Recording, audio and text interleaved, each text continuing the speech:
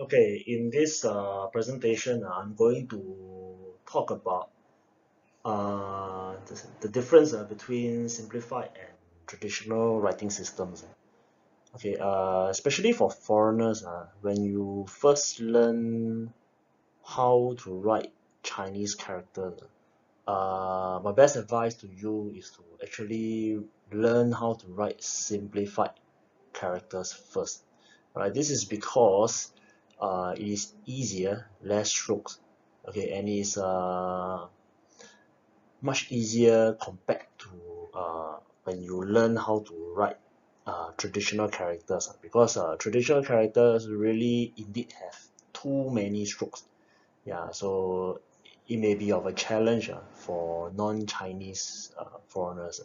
Okay, for Chinese people, for those let's say uh, living in China, if they want to learn if they want to learn how to write traditional characters, then they won't face as much difficulty as a non-Chinese, because they already have the foundation in writing simplified. Yeah. So actually the most important thing is to learn simplified writing system first, get your foundation right, then you start to learn how to write for traditional characters. Okay, so this short presentation, I'm going to talk about number one, why are traditional characters simplified? Number two, how are traditional characters simplified?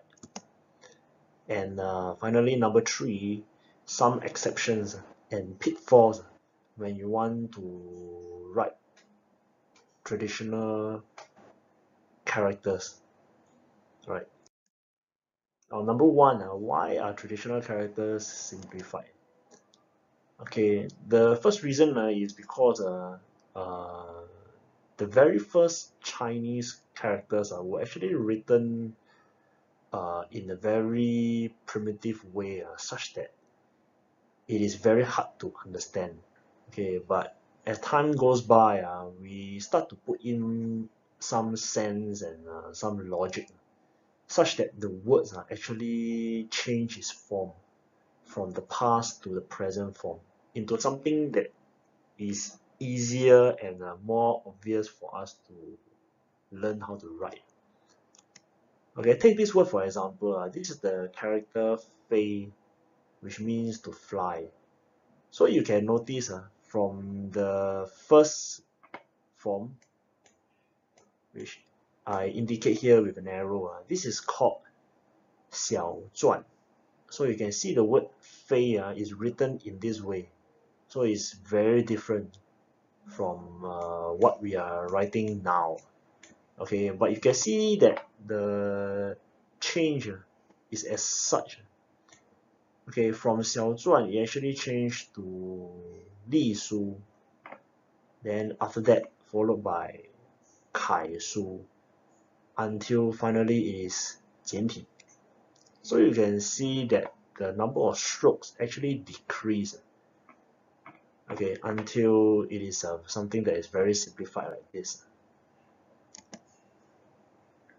The second reason is that, of course, the obvious reason, it actually makes learning easier because there's less strokes to learn. Okay, but of course, some meaning may be lost, which I would say is rather subjective. Okay, this one I've seen a video whereby some experts actually debate that traditional characters should remain. Then there are also some people that actually say that both should remain.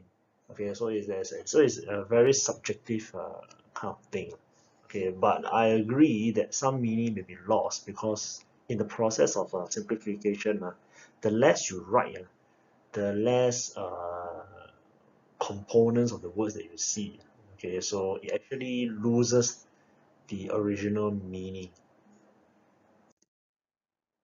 Okay, number two, how are traditional characters simplified? Basically, there are three ways uh, which are commonly used. Number one, modification of a particular component. This accounts for like 50% of the Chinese words that you know. Number two is removal of a particular component, which accounts for about 40%. And then finally, the third method is complete change, which means that the simplified and the traditional characters, they totally don't look the same. It's almost like a different word, okay, except they have less strokes, and this accounts for like about 10%, probably, maybe more. I'm not too sure. Okay, this is just an arbitrary number. Now let's look at the first method, modification of a component. So let's look at this word. Okay, this is the character term, which means lamb, right? The one on the left is the simplified form, and the right is the traditional form. So you can notice that the traditional form, okay, this component, which I circle with in red circle, is simplified into something like this. Okay, so you can see that from many strokes, it is now simplified into just a few strokes. Okay, but in general, the word still looks about the same. So if let's say you are from Hong Kong or Taiwan, whereby you only know traditional characters, then when you look at a simplified character, roughly you know what this word is. All right, vice versa, if you are someone from China or any other region that practices simplified writing system, when you look at a traditional character, roughly you also can guess what is this word. Okay, so it's very much about resemblance to the original word that you know. Okay, that means as long as the change is not dramatic, you know, you can still roughly guess what this word actually is. Then that is still not too bad. Okay, it's not difficult. Now let's look at the second character. This is the character for hot. Okay, this character is pronounced re, right? So you can notice that same thing. Part of the character is simplified, right? This particular component. Okay. So same thing. These two words still look about the same. All right. So it is not difficult to know. All right. And of course, less strokes as usual. Okay. Finally, let's look at this word tan. Okay. This word tan is most commonly used with another word. So for example, 担心 means to worry. All right. So same thing. This very big component is simplified into this. All right, and both words still look about the same, so it's still not too bad. All right. Now you will notice that the one on the right, the traditional character, really has too many strokes. Okay, probably more than 15. Right. So there is a need to simplify this character into something simpler. Now let's look at the second method, removal of a component. Okay, this is the character for Qing. Qing means family member, right? So in the past, you will want to look at your own family members with your eyes. That's why you have this component 见, which means that you must be able to see something. All right, but now it is simplified in this manner. You notice that the word 见 is missing. Okay, so some people they actually argue that it doesn't mean that you have to see it with your own eyes. Right, so it is very subjective. Okay, but the characters again, both characters still look about the same actually, because the left component is still there. So roughly you can guess. Now this character is 厂, which means factory, right? You will notice that the traditional character has a dot here and a very big thing in the middle. So I believe the history is that in the traditional character, alright, this actually means the things inside the building.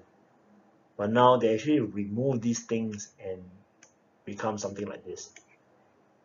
Okay, so it's something like a building but without the things inside. Yeah, so this is how they simplify. Okay, the last one is this character Kai, which means to open. Right, so same thing. They actually remove this door over here. You notice that they actually remove this door, and you're only left with this in the middle. Right. I think the reason is because you do not necessarily open a door. Right, you can open anything. That's why they remove this door component. You can open anything. It doesn't mean that you must open the door in order to use this character. That's why it is simplified this way. Okay, complete change. So let's look at this word, 归, which means to return. So you can see very clearly that both characters don't look the same at all, right? As to why it is simplified this way, this one I'm not so sure. Okay, but the main reason is that uh, the traditional character has too many strokes. All right, so definitely there is a need to simplify.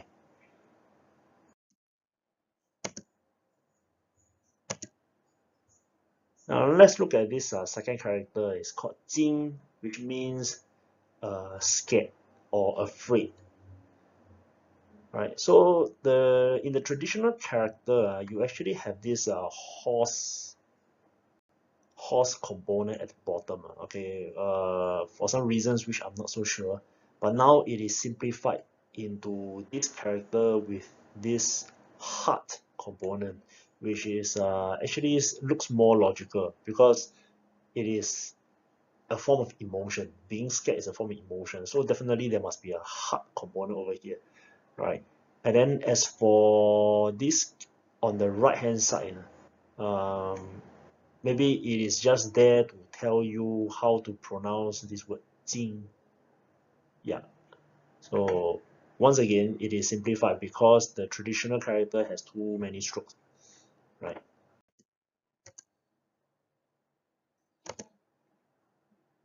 Now in this example again, right, the traditional character has too many strokes. Okay.